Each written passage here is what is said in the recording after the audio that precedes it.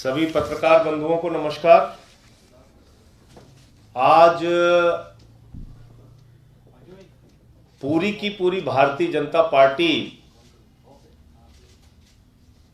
जो दिन रात प्रेस कॉन्फ्रेंस करने में महारत रखती है,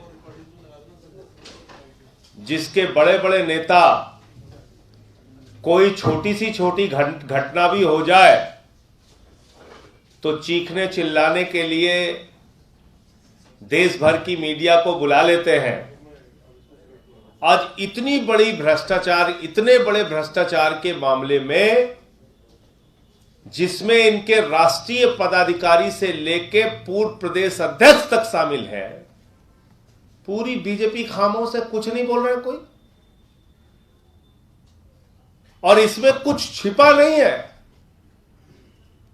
खुला भ्रष्टाचार का खेल है। और मैं जब बात कह रहा हूं तो पूरे कागज और प्रमाण के साथ कह रहा हूं। एक कंपनी बनाई जाती है, मजबूत सॉल्यूशंस प्राइवेट लिमिटेड। उसका नाम सुनिए, मजबूत सॉल्यूशंस प्राइवेट लिमिटेड। और उस कंपनी का मकसद क्या है? मजबूती के साथ भ्रष्टाचार करो। मजबूत सॉल्यूशंस प्राइवेट लिमिटेड बनाई जाती है मजबूती से भ्रष्टाचार करने के लिए। कहीं कोई हीला हवाली, कहीं कोई ढिलाई नहीं होना चाहिए भ्रष्टाचार के मामले में। मजबूती से भ्रष्टाचार करने के लिए मजबूत सॉल्यूशंस प्राइवेट लिमिटेड बनाई जाती है 2018 में। उसमें कौन कौन रहता है कंपनी के अंदर? उस समय के तत्कालीन मेयर और पार्षद आदेश गुप्ता जी के पुत्र, भारतीय जनता पार्टी के दिल्ली के प्रभारी और राष्ट्रीय उपाध्यक्ष, कोई छोटे मोटे पदाधिकारी नहीं, श्याम जाजू जी के पुत्र, आदेश गुप्ता जी की पत्नी। और यह सारी कंपनी बनती है। और इस कंपनी में मजेदार बात आप देखिए कि सरकारी बिल्डिंग, जो कि किसी कंपनी का ऑफिस नहीं बन सकता है, अगर सरकारी बिल्डिंग किसी को अलॉट हुई है तो वहां रह सकता है वो। इसमें जो संदेश जाजू जी का पता है वो लिखा हुआ है 11A अशोका रोड। ये साफ तौर पे लिखा हुआ है इसमें। और ये किसका पता है? श्याम जाजू जी का पता है।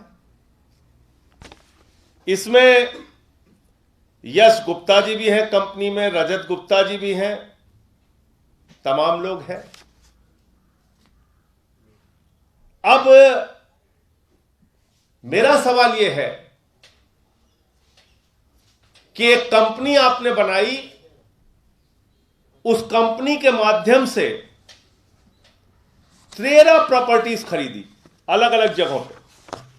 और ये सारी प्रॉपर्टीज की डिटेल इसमें दी हुई है। 13 अलग अलग जगहों पे प्रॉपर्टीज खरीदी गई है, करोड़ों रुपए की प्रॉपर्टी खरीदी गई है। इस प्रॉपर्टी के ऊपर, यह प्रॉपर्टी खरीद के इसको तोड़ के वहां मकान बना के बेचने का, यानी खरीदो तोड़ो और बेचो का धंधा इन जमीनों के ऊपर, इन मकानों के ऊपर किया गया, इन प्रॉपर्टीज के ऊपर किया गया। इसकी शिकायत लोकायुक्त के ऊपर होती है। लोकायुक्त के पास जब शिकायत हुई, लोकायुक्त ने इसको अपने ढंग से जांच कराया। और जांच कराने के बाद लोकायुक्त एक बार नहीं 3 बार आदेश गुप्ता जी को बुला चुका है, लेकिन आदेश गुप्ता जी उसके सामने हाजिर नहीं हुए, जाकर अपनी कोई सफाई नहीं दी। क्योंकि जब ताल में काला नहीं, पूरी की पूरी दाल काली है, करोड़ों का भ्रष्टाचार हुआ है, तो जाएंगे क्यों और बोलेंगे क्या? तो लोकायुक्त ने जांच करके यह पाया कि ये जो प्रॉपर्टीज है, ये जो संपत्तियां खरीदी गई हैं इस कंपनी के माध्यम से मजबूत भ्रष्टाचार करने के लिए, ये प्रॉपर्टीज आदेश गुप्ता जी की आय से ज्यादा की संपत्ति का मामला है।